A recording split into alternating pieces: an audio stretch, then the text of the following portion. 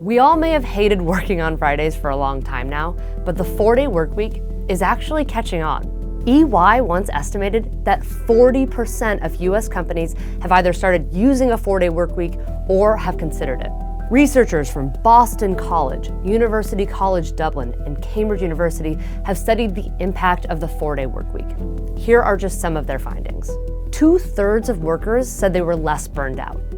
And overall, workers said they were more productive and more satisfied with their work. Plus, workers' mental and physical health improved.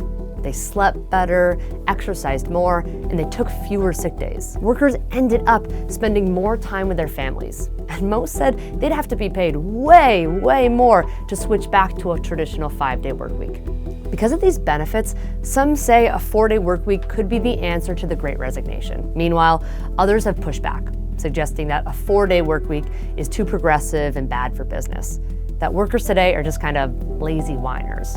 Not only is this idea kind of insulting to workers, it's also quantifiably incorrect. Labor productivity, how economists measure how much work workers get done, has risen since the 1970s. Meanwhile, workers' wages have not kept up. Plus, as my colleague Kathleen Davis points out, the 5-day workweek is a relatively new invention. In 1926, Ford Motor Company became one of the first major companies to adopt a 5-day, 40-hour workweek. And it wasn't until 1940 that Congress set 40 hours as the standard.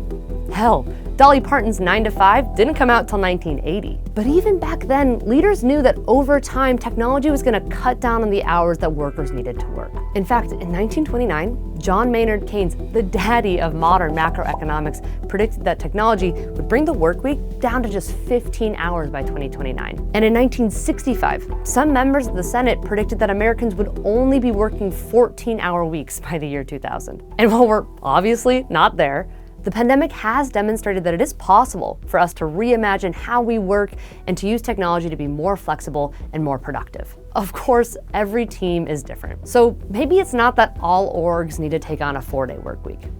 Maybe it's that we shouldn't be surprised when they do. Thanks for watching this week's episode of Fast News. Be sure to like and subscribe.